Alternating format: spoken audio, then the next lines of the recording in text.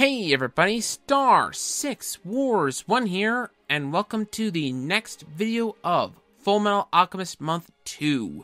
For this one, we are going to be doing a discussion on the Fullmetal Alchemist movie Conqueror of Shamballa.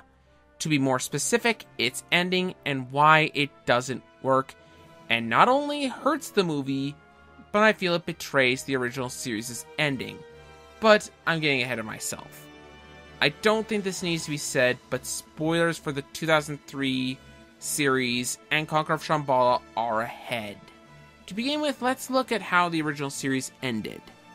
The original series ended with Ed bringing back Al, but at the cost of Ed being put into the other side of the gate. And Al gaining his body back, but losing all of his memories of the years he spent with his brother after attempting human transmutation, with both of them wanting to be reunited someday.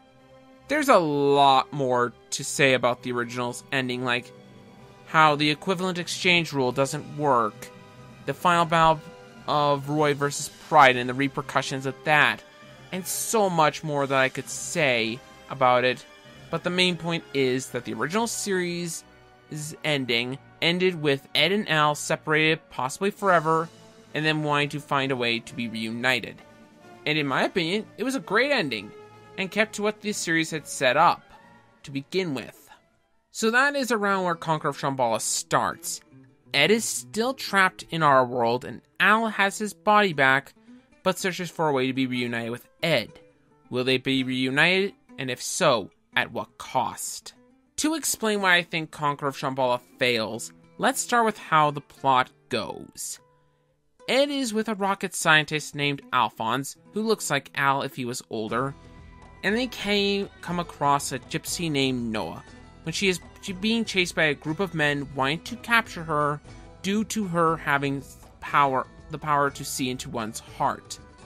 Once Ed rescues her from these men, and she ends up staying with Ed and Alphonse, all the while, a group called the Thule Society want her, and later Ed, to open a portal to where they believe to go to Shamballa, so they can rule Germany and all the world. All the while, Al continues to look for his brother. The plot alone could have been made into separate films, and to be honest, I've only given a brief look as to what this movie is about. There's a lot going on. I definitely think it's overcomplicated at times, and has too much going on, and that's without the ending. Let's skip ahead to when Ed does return to Amestris with the Thule Society right behind him, and realizes he must stop the Thule Society and close the gate so no more of them can get to Amestris and cause further damage. He and Al manage to stop the Thule Society there, then Ed goes back to our world to close the gate from there. Now this setup was actually really good. Ed finally accepts they can no longer go back to his world and realizes he now belongs in our world. Then comes what I think is the first misstep of the ending. Al going back with him. Yes, I think this is a misstep for the reason that it feels like it was there to have Al be back together, but in a way that betrays why the original series ended the way it did. It ended with Ed and Al being separated so both could learn the lesson of that equivalent exchange doesn't always work, and the price both of them paid for everything.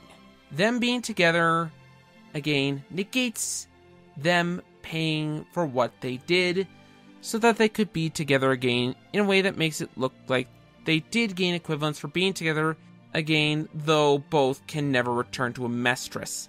And to boot, the scene with Ed saying a final goodbye to Al was completely pointless, which was a pretty emotional scene, by the way, since, because of it, wanting them to be together, and Al gaining his memory back just adds to why I dislike this plot point, and that's only where it starts to fall apart. Next, Ed mentions closing the gate would be hard without alchemy, but Al mentions that with the two of them, they could figure it out. Then we cut to Germany post attempted takeover by the Nazis, yeah, that was a plot point too, without seeing how they destroyed the gate, or even if they did. Do I even need to explain why this plot point also fails? How did they close the gate? Could they even destroy it? What happens when they destroy it? Did Roy destroy his side of the gate? If so, how? And Roy need more screen time anyways. And finally, what were the repercussions of this? Nothing is answered about this when it is needed. The hell! Next, Ed and Al mention that their next journey is to find the atomic bomb that was created in their world and was sent into ours that was shown in the beginning of the movie. Then they make their final speech about how this world is their home and they can't just care about themselves anymore, and that's the end of the movie. One problem: why did they end it like that?